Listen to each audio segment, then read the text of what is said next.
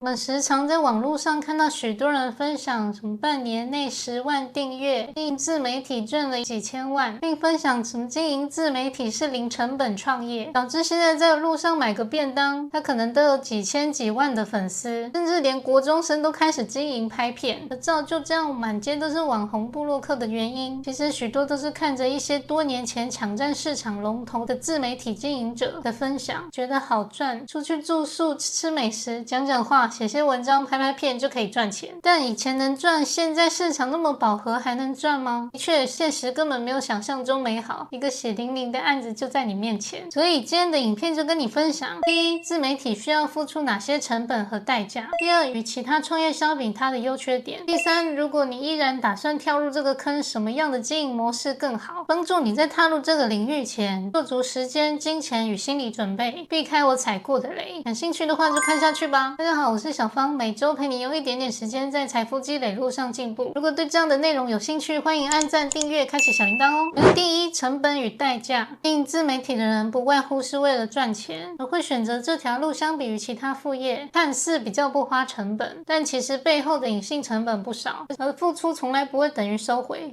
付出的从来不会等于收回，得熬过经营初期，有可能成功变现。以下列出3点我经营半年都来比较大的成本。第一，应用程式与软体，像我用的剪辑软体剪映，或者设计 IG 图文和 YT 封面缩图的 Canva， 还有许多人会使用的背景音乐等等。免费的虽然也够用，但难免比较单调，选择性较少，付费能解锁更多全面功能。而越经营到后面会有越多需要每月花钱订阅的程式，其实金额都不多，但约都是每月几十块美金，但对于尚未变现的经营者可能会是一大压力。第二，设备，有些设备特别重要，例如麦克风，因为相比于画质，音质对观众的感受更重要。画质不一定要到顶级的 2K、4K， 一般的1080我觉得就够用了，不然痘痘粉丝会被看得太仔细。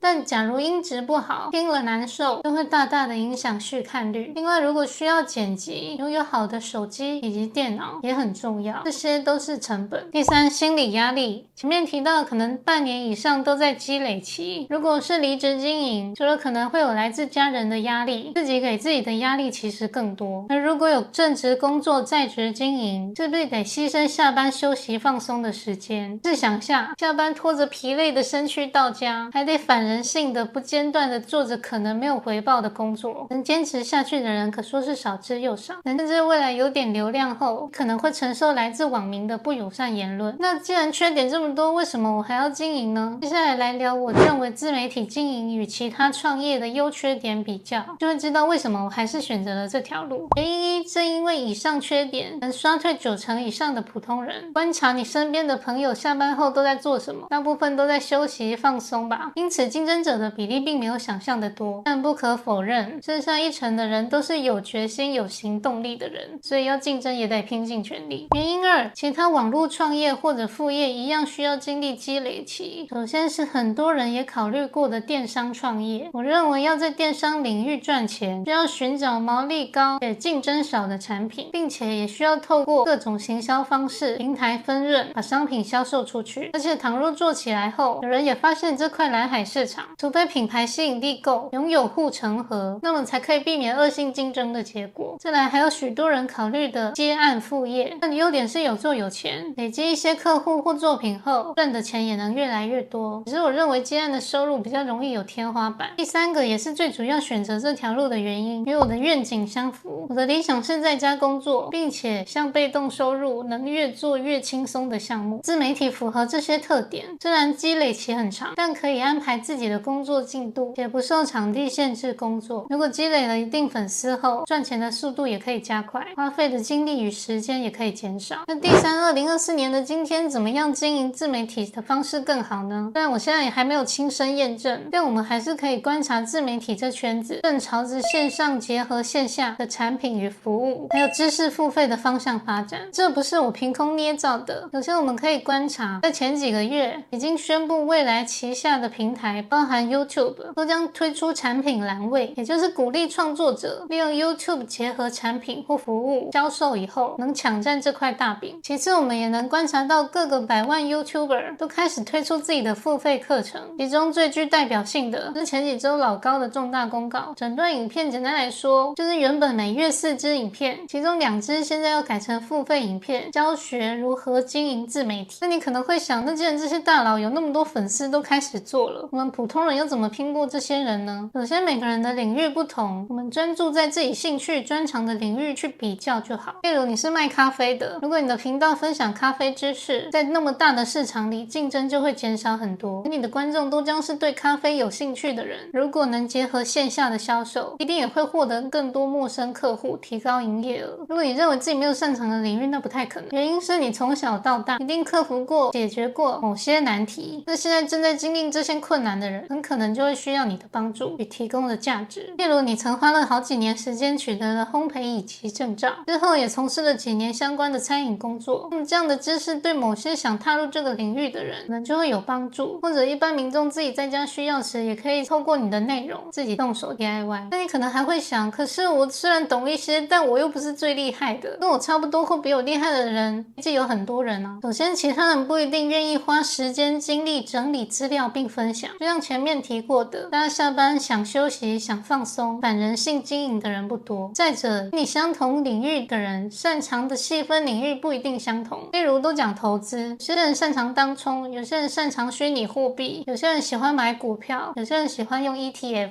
而且就算一样是股票，赚钱的方式也不同，有些人偏爱长期价值投资，而有些人喜欢频繁买卖，入袋为安。最后还分程度，有些人他已经投资10几年20几年的股市高手了，满级10分的话可能已经是7、8分的等级。除了他的收费可能比较可观以外，因为他已经脱离新手那么久了，是否能明白现在0到1的新手面临哪些难题未知。这告诉我们课权不同，教学方法不同，赚钱的方式自然也不会相同。就像一个资产有几百万与一个资产只有10几万的人，他们在同样的时间买入同样的标的，因为资产配置不同，投资风险甚至报酬率当然也会不同。话题拉回自媒体经营，10年前经营 YT 的方法，那时因为竞争少也抢占了市场，那时候的成功方法还适用于2024年的今天吗？我想可能未必。所以其实我们不是某领域的大佬，人人可以边学习边分享，理由有2：第一，我们是学习者也是分享者，可以了解我们的观众会经历哪些困难，有哪些疑问；第二，为自己边学习边分享，输入的同时结合自己的实践与经验输出，能帮助自己学习得更快更全面。总结，我认为自媒体创业虽然有很多缺点，但它拥有不受时间场地工作的特性，变现天花板够高，符合被动收入越做越轻松的特征，所以我选择了这条道路。能看到这里的朋友应该都是对踏入自媒体这块领域有很大的决心，所以我想加码分享一个成功与否的关键，那就是持续产出内容。为什么做内容重要呢？因为所有赚钱项目脱离不了一个本质，销售。销售我们的思想、我们的产品或者我们的服务，而内容就是创造差异化的关键。它结合我们的人格特性、过去的经历，还有我们的知识与经验，造就我们可以产生专属于自己的品牌价值，进而与其他人做出差异化，获取信任自己的粉丝。虽然我也还在经营初期，也偶尔感到迷茫与失落，但从过去那么多种工作经验中得出结论，哪种工作一开始不辛苦？那既然每种工作都要经历磨练期，就选择符合未来愿景的方向努力吧。好啦，希望今天的影片有帮助到你。想了解更多理财投资自媒体经营的相关内容，可以到描述栏的表单与我聊聊。另外我写了一本电子书，分享我累积被动收入的心路历程，以及一本6大被动收入灵感报告，可以在那里限时免费领取。最后谢谢你们的耐心观看，如果觉得本期影片对你有帮助，欢迎按赞订阅。有其他想说的话也欢迎留言告诉我。下次见，拜拜。